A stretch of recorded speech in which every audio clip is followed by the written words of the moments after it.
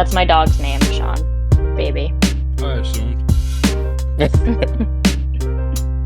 I don't have a baby that humps. That would be some nutty shit. I say if you did, you gotta put it on YouTube. Viral. Make some money. Welcome again, everybody, back to the Real Ridiculous Podcast. I'm Shawn. I'm Loren. And today we're going to be talking about the environment. We have special guest Jocelyn. Is Lauren's friend.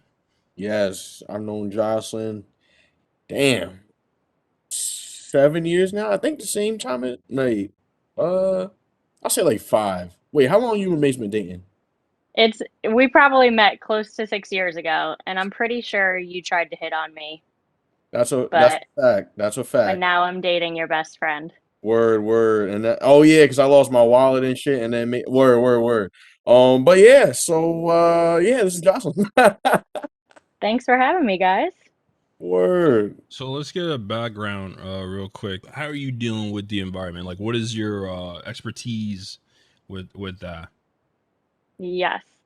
Well, I'm definitely not an expert by any means, but I'm passionate about it. So I guess over time, you learn and you try to participate in as much as you can, and you become a little bit of an expert. I In my day job, I do PR for like liquor brands and lifestyle brands, consumer brands, but I volunteer a lot. I volunteer for a nonprofit called Oceanic Global, which is all about ocean conservation. And I'm in a master's program right now, getting a master's degree in environmental communications and environmental justice. Okay. Um, Fire. so so yeah, I mean it's kind of more recent that I've gotten some things like on paper, but it's been a passion point of mine for a long time. That's fire. Yeah. Word. As long as you got that credibility, that's all I was asking for. Because, I mean, I don't know. I know very little about the environment, and how to protect it. So, Good. Well, I'm glad we can talk about it. Word. I got a good question for you. It's some beginner shit. A lot of people should already know the answer to this, but I'm gonna ask you anyway. Why should Okay. I even care about saving the environment? mm, Mm. It's a difficult question to answer because, I mean, there's a lot of problems in our world, and I'm not going to say saving the environment is the only one. People have different values and people have different priorities. I mean, if we're talking about saving the environment versus putting food on your table tonight, you know, there's obviously a lot of other things going on in the world that rightly require a lot of attention.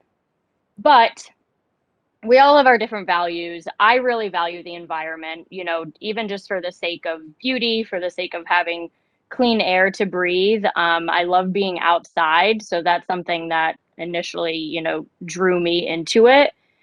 But the environment sustains our life. I mean, maybe it sounds like cheesy or weird to say, and obviously we know the environment sustains like animals' lives, but it very much also sustains our life. If like the ocean wasn't healthy or the ocean wasn't here, we wouldn't be living. We're very much a part of this ecosystem, just like all other animals are, even if we think we're really smart and like we could control it. To a certain extent we can't. So if the world's not healthy, eventually it's going to backfire, and there's going to be some pretty catastrophic things that happen that cost us a lot of money and then probably eventually cost us our life too. And if you want to take it to like a personal level, we maybe you like to travel, but like what happens if in 10 years you go to travel to a beach and the beach is filled with dead fish and plastic? Like that's not really going to be enjoyable. Then the tourist industry is going to fail in that beach area because no one wants to go there. So then that's the livelihoods of the people that live on the beach. Then they have no way of making money. Or what if you like to go snowboarding and then in a handful of years there's no snow because it's too warm out? So it really would affect like so many industries and so many things that we all probably enjoy that aren't like obviously about just like saving the trees. Oh, I remember when we were on the phone, you said you wanted to bring up the movie Don't Look Up. What'd you want to say about that? Yeah, well, I enjoyed it, and I think you guys had a lot of good points when you were talking about it. But you missed a huge point. Like the main point of the movie was about the environment. The Mm, comet was a metaphor for climate change.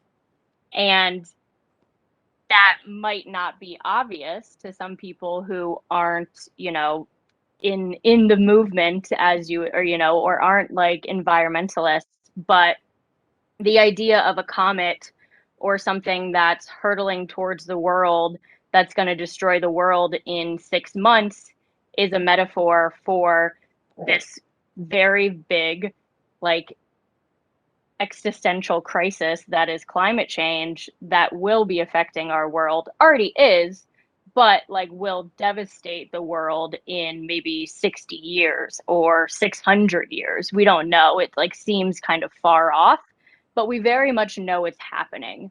So it's kind of this like procrastination that is happening right now about climate change is kind of the same thing that you saw in that movie. see, I didn't even peep that. Yeah. And Leonardo DiCaprio is a big environmentalist, and a lot of the actors in that film are. So I knew that, but I can understand how not everyone does know that. It was trying to, put like kind of a comedy or a comedic spin on climate change, and it's all doom and gloom, and making fun of just humans being, I don't know, dumb and like not taking things seriously if they don't affect them immediately. Um, yeah. Yeah, so for example, so like last night it was like raining all night down here. And I woke up and I'm like, damn, if I was like 10 years old, this would all be snow right now. Like I miss those days. I haven't I haven't seen like a huge snowstorm in a very long time. I would say like at least 2 or 3 years. And it used to never be like that. It used to be like every single year there was a snowstorm when I was growing up. Hmm. Shit is weird. Yeah. And I mean, a lot of people don't say, well, factually, like scientists don't talk about global warming that much anymore. They call it climate change instead. And the reason for the shift in that phrasing is because the world still gets cold. Like I'm up in Albany right now, and we just had a snowstorm. It's very cold here. So it's it's more so about that we understand that the Earth's climate continuously changes at different times, but the general like average change that we've been seeing over the course of the past couple of decades is a warming in temperature over average. That doesn't mean that there's not going to be cold days, and that doesn't mean that it's still cold in certain places, but overall the average of those places the temperature is warmer. um, and then that changes the climate in different ways, so it's like more of a general statement because the changing of the climate, more warm weather increases rain, and then you get more like wet weather storms like hurricanes and tsunamis and crazy things like that. So yeah, one reason why people don't say global warming that much anymore, but it's like a larger encompassing climate change that we see happening. See, I didn't even know that. This good shit. Okay. I didn't even know that. I got another question for you. I got another question for you. So as you know, and this sounds sad to say, that corporations they basically make millions by technically killing the planet. Like oil companies, those oil rigs and all that, like buses. Sean, you were telling me that your company, we're not gonna say who, they run buses all night for the drivers that are coming in the morning. It's just like it's killing the ozone. So if not if, since saving the planet is important, how are we going to do that if there are corporations making millions off of destroying it? Yeah.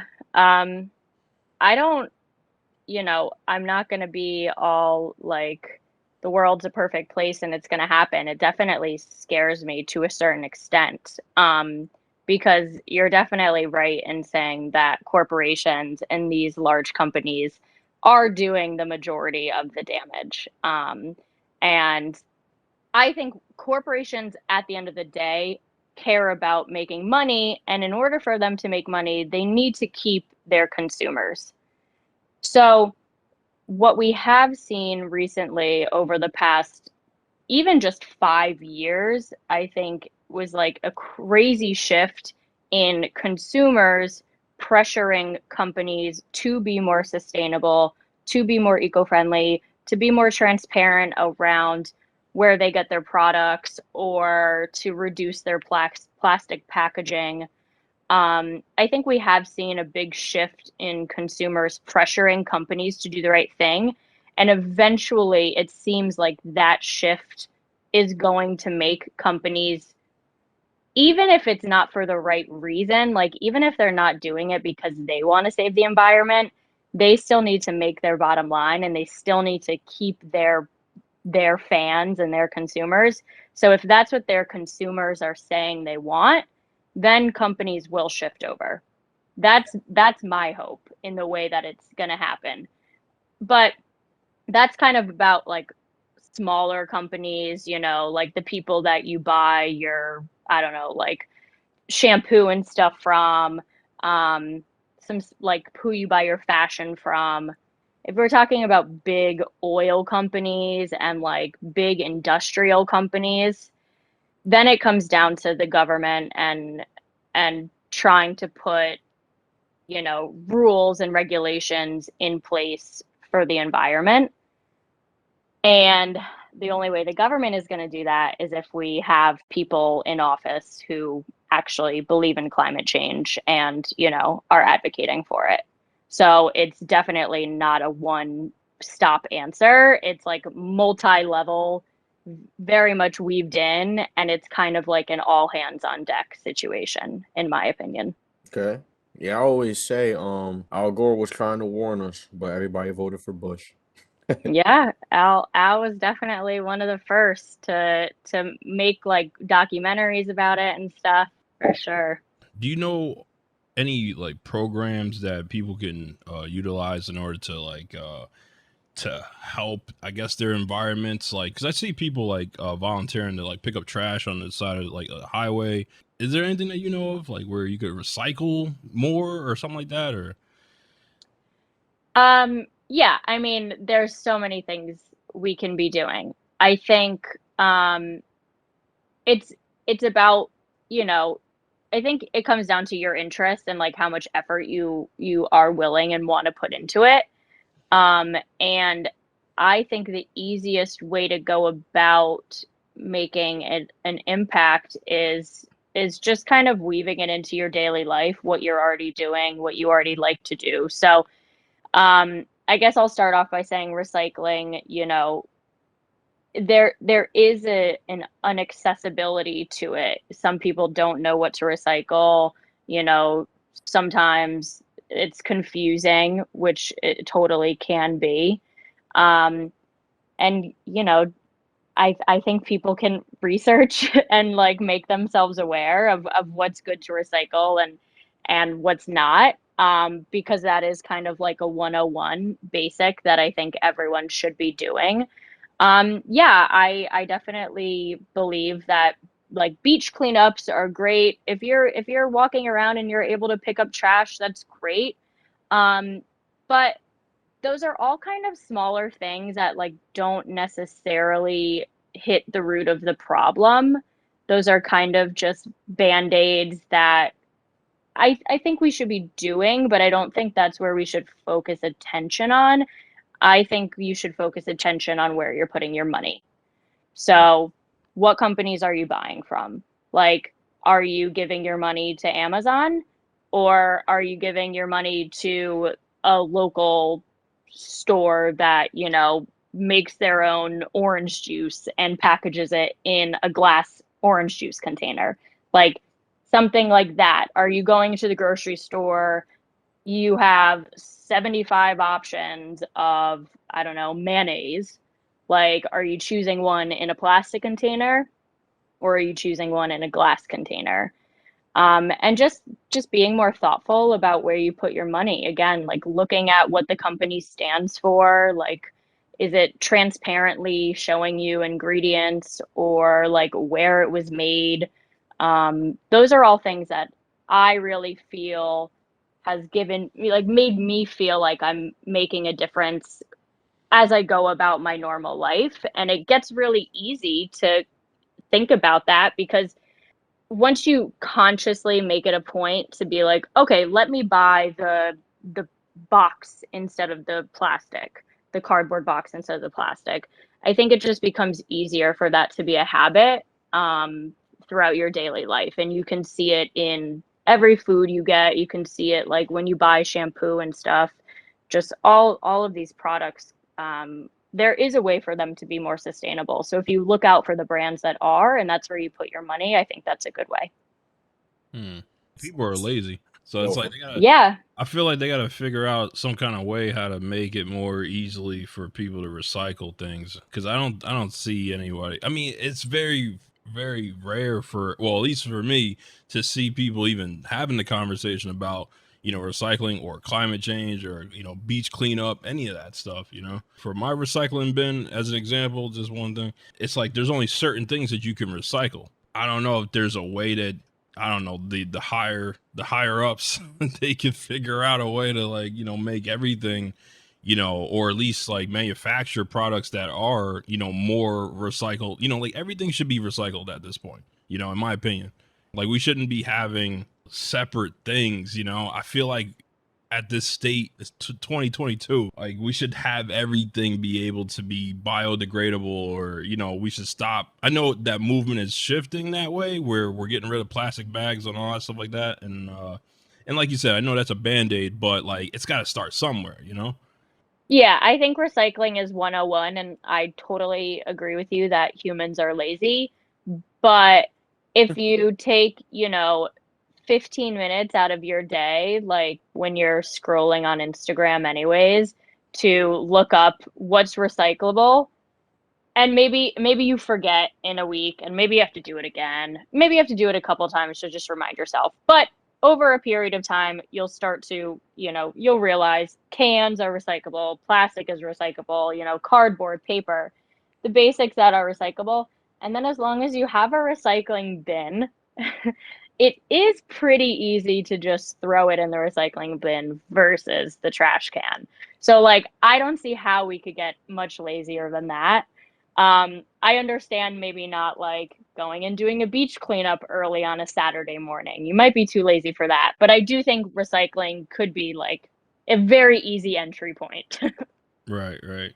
Yeah, but that's I was just to be clear though, like I was making more so the point, if you do recycle, there's only select things that can be recycled, like they have Yeah. the recycling symbol with like a number inside, and a lot of people don't pay attention to that number because it like doesn't, it may not match up with your city's recycling capabilities is what I was getting at. Yep. Um Yep, you're totally right. Yeah, it's not as easy as just throwing anything in the bin and it magically being recycled. It's definitely not that easy, which is unfortunate. right, we should be at that point where it's like everything should, I think, anyway. But anyway, yeah. So Yeah, see, I didn't even know. Like, I'm grabbing a bottle right now. I didn't know there was a number in this shit. get the bottle. I'm part of the problem. I But mean, that's the thing. recycling is it's like a market system. I mean, really, it's like that bottle is a certain type of plastic, and there's a company on the other end that wants to rebuy that plastic to make it into another bottle. So, Right. like, if there's not a buyer on the opposite end, it then like things lose value. That plastic material loses value, and then the chain is like messed up. I I'm not an expert into it, but yeah, it's like weirdly a market system in of itself, and all those different materials can be remade into other things. so But that's the more expensive route, But it's like, unfortunately. isn't that just, see, that's the part that pisses me off because it's like, everything comes down to being a business. At the end of the day, Yep. it's like, okay, if like you said, if there's not a buyer on the other end, they're like, nah, fuck it. We'll just throw it in a landfill. It's like, it's I don't even get it. You know, it's like we would rather make some form of money, even if it's pennies or fucking 5 cents, you know, instead of just saving the environment, you know, or doing, even if it is just putting a band-aid over it, it's like you should at least do that out of the sake Yeah. of fucking, you know what I mean? Not for the sake of profit. Hey. That's Let's a see. fact. Oh, I was gonna say, so let's say I'm a beginner, right? What's better, plastic or glass? Glass. Why is that? Plastic is literally the devil. Okay, that works too. In order to create plastic, you're burning a lot of fossil fuels, and fossil fuel burning is what creates carbon dioxide and other greenhouse gases. That's what depletes Earth's ozone layer, and that's what's causing climate change to a massive extent. Burning fossil fuels, continuing to use like coal and gas is 100% like the main reason why we have climate change. Got you. And plastic production does all of that. Okay. Hmm. I'm throwing out all my water bottles right now. All right.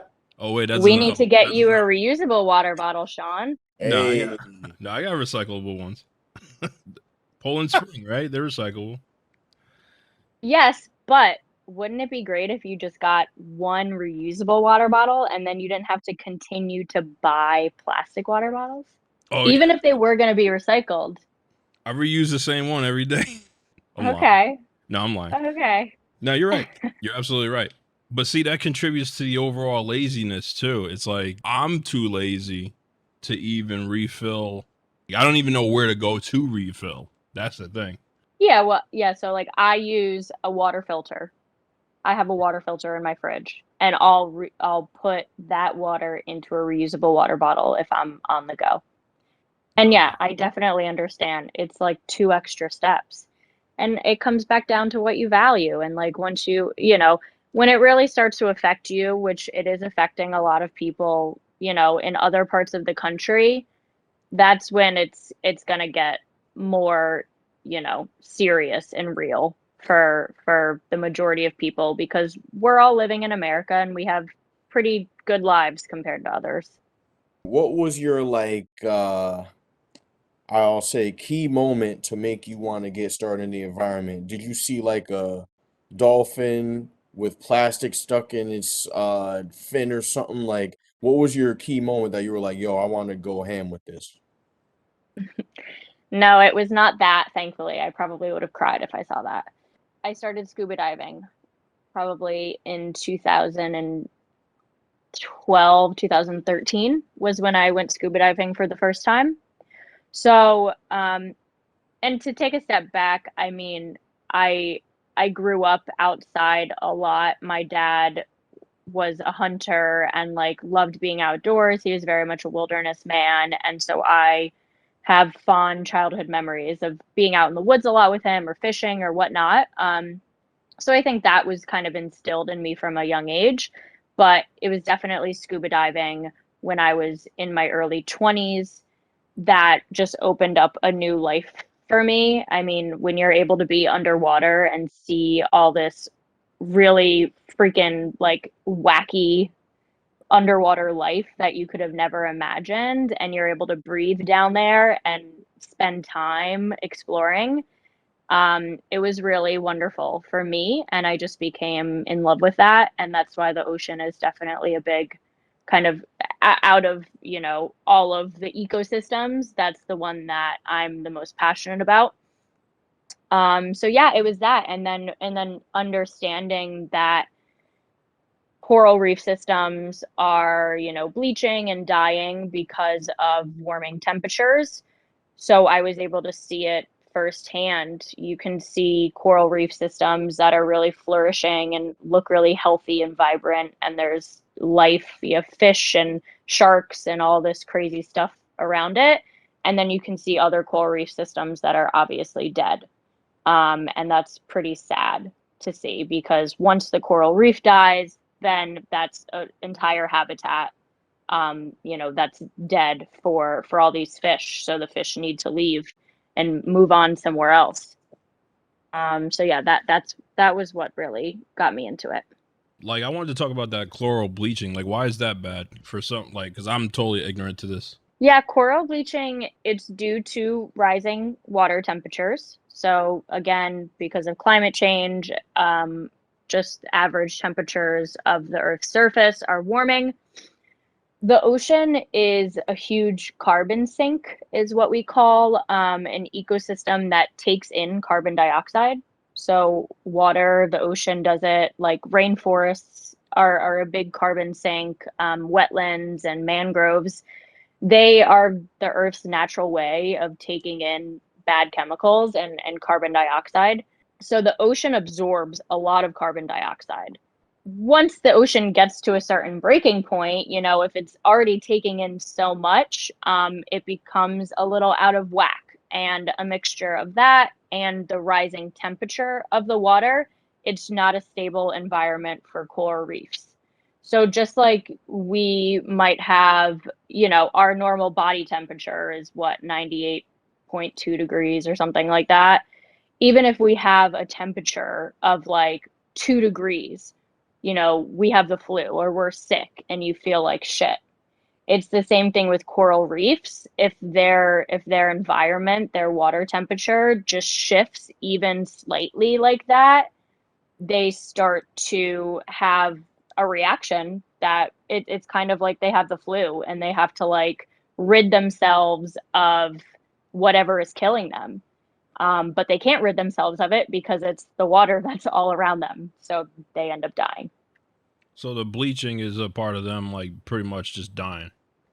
The bleaching is a way of them trying to save themselves in the initial stages. When a coral reef looks like a stark white bleach, it's not dead yet. It's just conserving energy. Basically, I would say is the easiest way to kind of describe it. So it basically it kind of like puts on a sunscreen in like a weird way. It like has a chemical reaction where it's trying to protect itself from the environment that's hurting it. And so that's the initial bleaching stage.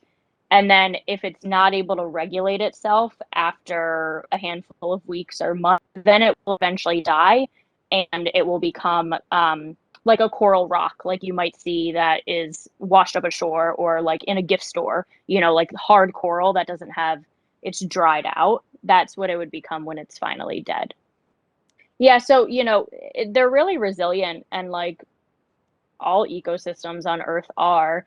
I mean, even, over the pandemic, there was kind of like those funny memes floating around like, oh, like dolphins have come back into the Hudson River, or like deers are coming back into these areas because it was so quiet and because it was like wildlife is healing itself. Did you guys see those? Yeah, I saw that, and it showed too. Like, I don't know. We already had this episode on the podcast, but like humans, I've said this a lot. Humans ruin everything. But yeah, seeing nature, it was basically starting to reset, and then everybody hit the block again. So it was like, all right, psych. Yeah. Nature can reset, like it really can. It's just a matter of us, yeah, giving it that time to like breathe, and like it does have really resilient capabilities. So again, coral reefs, if they're all bleaching because the water temperature is fucking them up, you know if we were able to change that, they can grow back. And like I really do think, like, even if humans are wiped off of the face of the earth, like I think Earth will be totally fine. I think like there might be some crazy storms, some crazy like natural disasters that wipe us all off. But then within the matter of 100 years, Earth's gonna be like, all right, let's get back to it. Like it's gonna be teeming again without us. Um, so if we know how to live here and we act like we're a part of the ecosystem in a very respectful way, like Native Americans, indigenous people used to do, Earth is supposed to be flourishing, and like there's way for us to cohabitate together. Humans now, though, we just think that we can rule and, you know, control everything, and it's not a balanced ecosystem. Damn, Jocelyn, you saying some real shit. What are some programs that like you take part in that are dealing with, I guess, saving the ocean, I guess, Hmm. or cleaning up the ocean? Like this way, give people some awareness of what they can do to take part in this. There are so many organizations and opportunities for people to get involved with any type of environmental work, but ocean conservation too. I mean, if you just do a quick Google search, like there's really so many nonprofits. I I specifically work with Oceanic Global, which is a nonprofit that's internationally based. Or sorry, it's New York based, but they work internationally. All of their programs, they have different hubs set up in LA and Barcelona, London, and New York. And I learned about them because they had a New York City hub. They had a New York City volunteer hub. So they do everything from like grassroots organization, which means like very much like community driven, like going and doing beach cleanups or doing like, you know, events where we're screening a film that's about the Hudson River and like the local ecosystem of the Hudson River. Um, there's a lot of different things that they do locally, and I think that's why it was easiest for me to get involved with them. So, you know, people that live on Long Island, there's a lot of different local ocean cleanup organizations, I'm sure, that are there in Long Island. And I would say, I would recommend, you know, if you're putting time and effort into volunteering or you ever wanted to donate to an organization, like I think it's best to keep it close to your community because, you know, there's huge organizations out there, but and all of them need help and need funds, but I think, you know, it probably makes you feel better to be able to have an impact closer to home, like when you know you're going out and doing a beach cleanup like at your local beach. Right. Um, so yeah, I would just recommend like keeping your organization or volunteer work close to home. Um, and then it's it's also really about voting, I think, you know, like being very involved within your local voting, local government and the federal government. And if you are interested in seeing larger policies and larger regulations happening, that's that's what it comes down to. You know, is voting to put people in office that are going to help make that possible. Um, I hope I answered your question, Sean. I mean, there's also like, you know, there's apps, of course, that help you be more sustainable. There's apps where you can, you know, see like what kind of seafood is better to eat. Um, Reducing your meat consumption is definitely something that you've probably heard of before. There's so many things that go into it, but I just try to not be overwhelmed by all of it and, you know, remind myself at the end of the day that me eating one less hamburger is not changing anything, you know. It Right. is really comes down to larger corporations in a general consumer pressure. So talking about it is really important too, like what we're doing right now. Talking about it and spreading the word so that, you know, we now just like think about things more, we spend our money in better places. Hopefully that all kind of trickles up. I don't know if that's a phrase, but trickles up into pressure to the people at top. Right. Okay. Nah, you answered my question for sure. Yeah, it was just more so about like how to get, I guess, like how to get started. Well, I mean, we're kind of revolving around the same thing, like how to get started and contributing to ocean, I guess, well-being.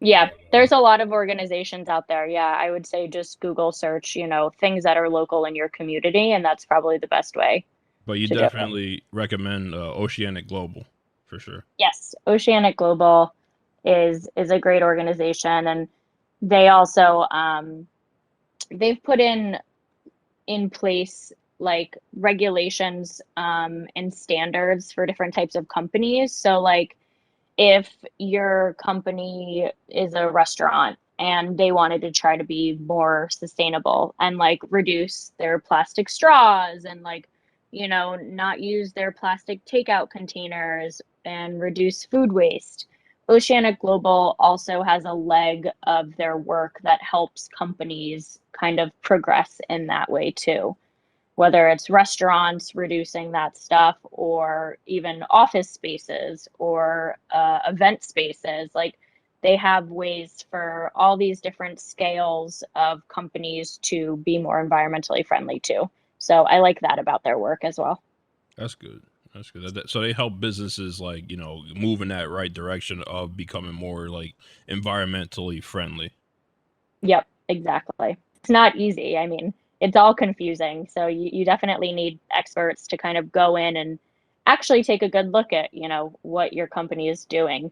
Where are you wasting energy and, things like that, which I'm sure, not we don't know about that stuff. It's all kind of new. Right. Well, something I have been seeing is like a lot of fast food places. They replace their plastic straws with like cardboard straws, I believe. Yes. So Yes. I don't know if The that's a good the thing or a the bad thing. annoying soggy cardboard straws. Yes, they're definitely better than plastic straws. I generally would opt to just not use a straw because you really don't need a straw. I mean, it's like we're how old are we? Like 30 years old. Like I can drink a drink without a straw. I mean, Um, I still use a sippy cup. but cardboard is better. There's also companies that are making straws out of bamboo or like pasta or different types of materials that are environmentally friendly but don't get soggy like the cardboard did. I think cardboard was kind of the first iteration of it, or paper straws were like the first iteration of that, and people now know, all right, let's elevate this a bit more. We know we can do it, so let's do it better. How you Mm. feel about metal straws? I have metal straws, I but know. I like them. yeah, but that's something that is probably you keep it at your house, you know. I guess a restaurant, yeah. Like I've definitely gone to restaurants where they have metal straws. So It's probably more expensive for them though. Yeah, I was just about to say that. do they treat it as like a utensil? They'll just take it back, or you get to take it with you if you're leaving. They'll treat it as a utensil. Yeah. Oh, okay, so they keep it. Yep. How do they wash that? That's gross. Just like they wash the fork and spoon But I mean, they would through have a to have like a specific tool in order to get inside, right? To like, I think if you put it through a high-powered dishwasher, it'll do the trick. I hope so. Whew, a lot of stuff gets trapped in there, like I food. was gonna say, so you name that company. Are there any people that you look up to in this realm, or people that you want to shout out that you feel are doing a good job with helping the environment? Yeah, I mean, I definitely appreciate celebrities that make known, their passion for environmental justice, or I mean just like any social impact. I mean, as long as a celebrity is using their platform to push forward any type of message, I think that's a good thing.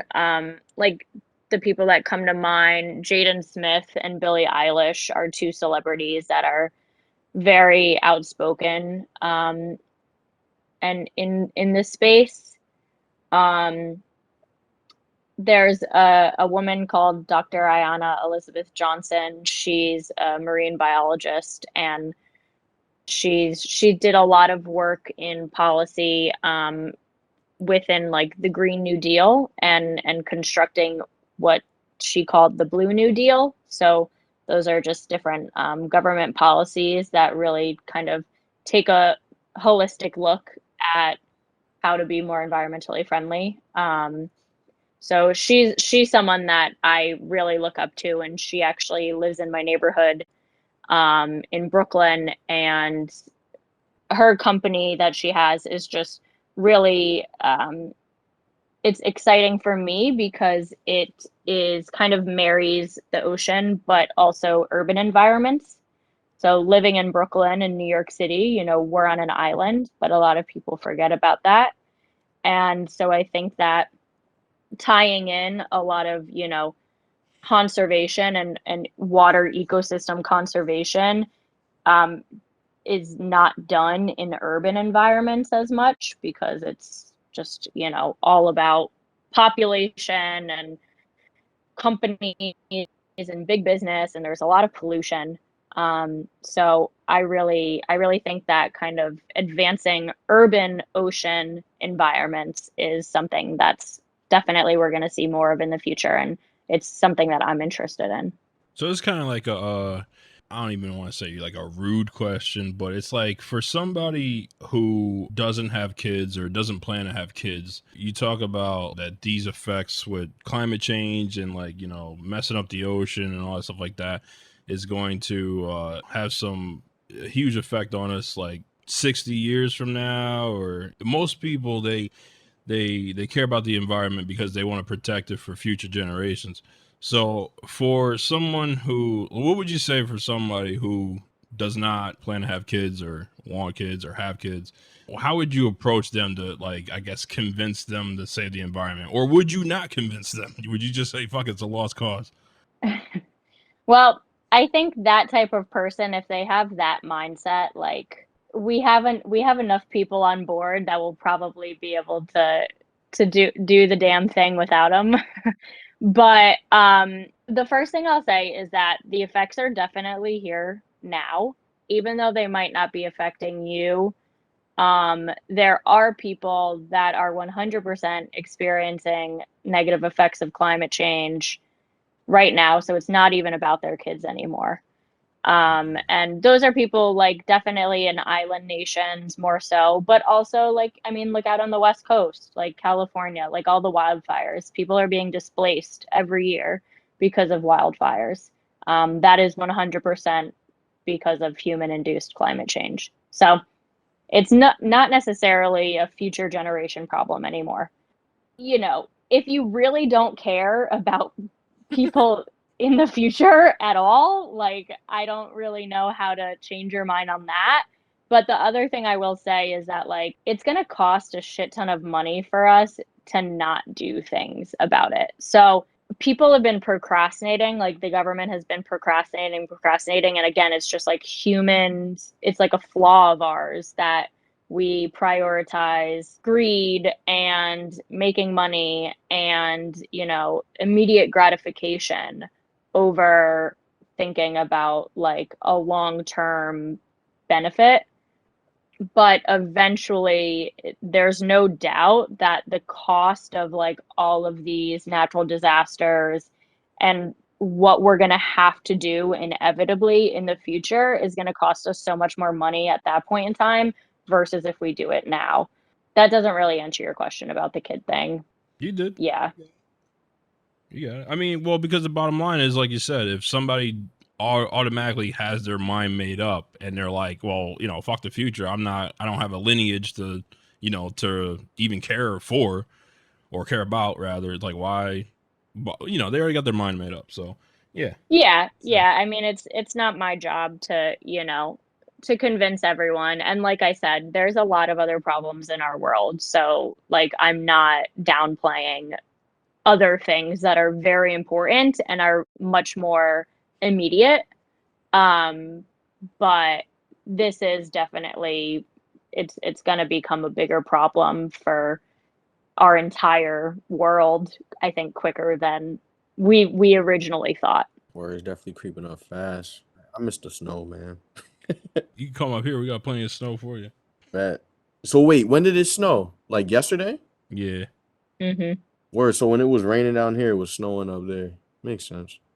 Have you looked into any renewable energy sources? Because like you spoke about burning fossil fuels and all that stuff like that. Like, are there any alternative energy sources that you have been looking into that you're kind of like I'd say champion? Yeah, absolutely. I think as long as they're renewable, like I'm for it. There's definitely certain ones that are probably, we'll learn that are more efficient than others.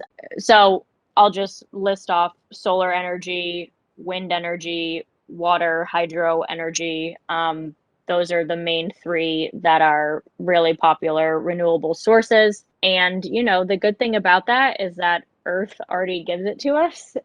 So as long as the infrastructure is created, which is a cost at the beginning, once the infrastructure is in place, we don't have to do much, which is really great versus digging miles down into the ground to try to get these minerals that we're depleting. That takes a lot of time, resource, human lives. It's really dangerous. So benefits, definitely benefits. The one that I'm championing the most is offshore wind energy. I think putting large wind energy propellers out in the ocean is a no-brainer. I mean, our entire Earth is basically covered in ocean. We have so much real estate out there that could be used, and there's obviously a lot of wind out there.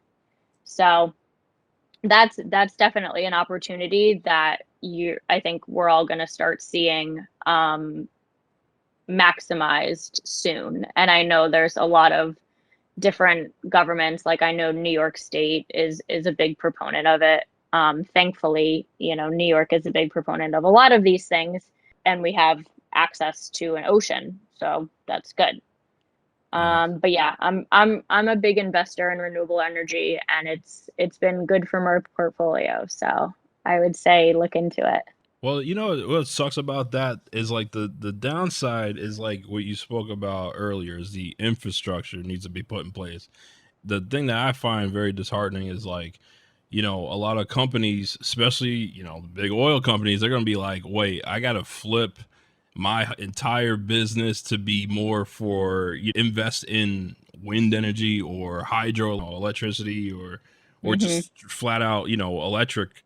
The likelihood of them doing it is so low because they're so like rooted in this this business that they've been doing for centuries.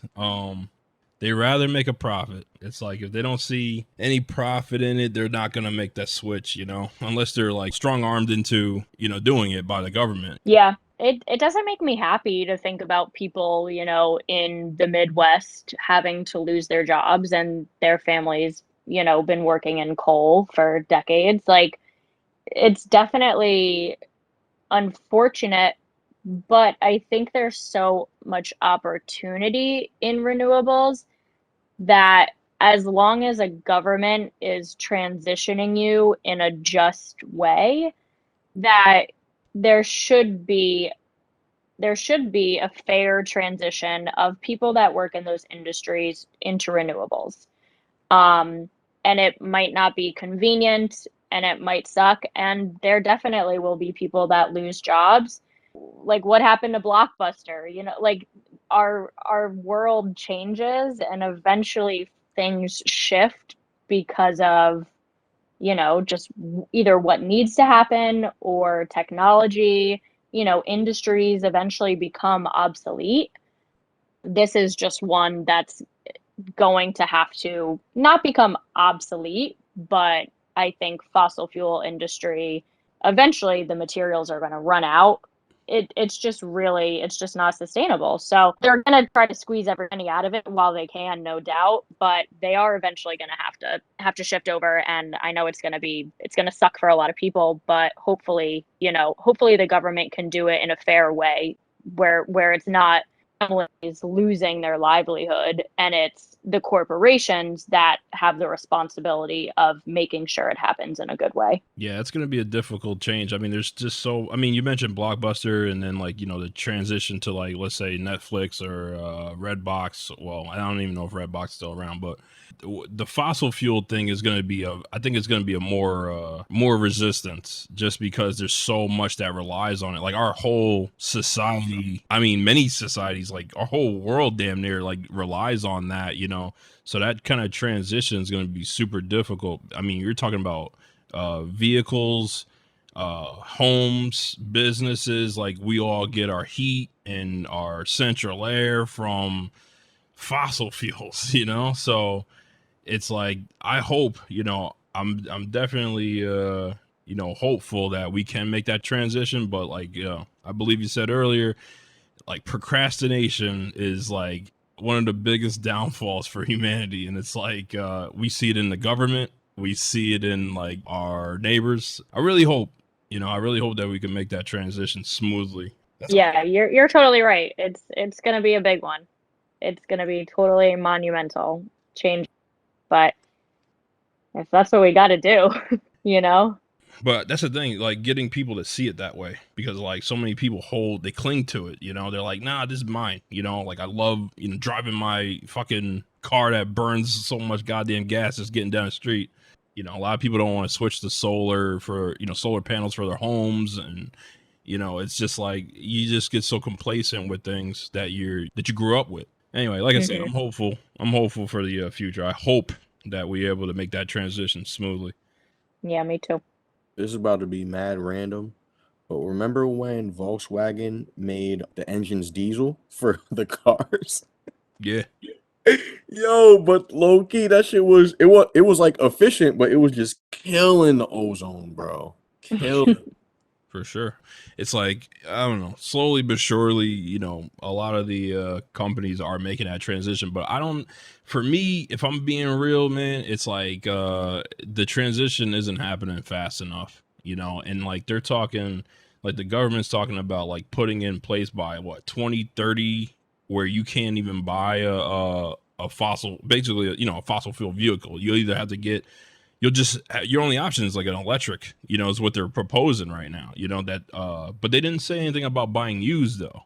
They said new cars, is what they're proposing. I don't know. We'll see how that goes. Yeah. It'll definitely take a really long time to actually transition out of fully, gas combustion cars. Yeah, they'll still be around, but hopefully, yeah, hopefully our general public perception, they're gonna the Teslas are really cool. They're gonna get cheaper. You're gonna pull up to gas stations and see electric plug-ins. So it's just gonna become more mainstream and more everyday, and then those people that were against it might be like, huh, actually, I really think that car's cute. And then it's ooh, maybe I should try it out. It's definitely not going to be overnight, but that was smooth. Jocelyn, thank you for joining us. We gotta have you back for part 2. I got another person that would definitely like to speak her mind about this as well. So thank you for joining us. I really appreciate you. Of course, thank you. It was fun. You got the plug for the Oceanic Global. Yes. You can plug them for sure. Yeah, their Instagram is Oceanic Global. I'll put the links up in the description. Cool. Yeah, their website is it's oceanic.global. So there's no .com or anything. It's oceanic.global. Oh, see, that's good to know. I would have assumed. Yo, seriously. All right, yo. Thank you. Thank you. Bye-bye. Peace.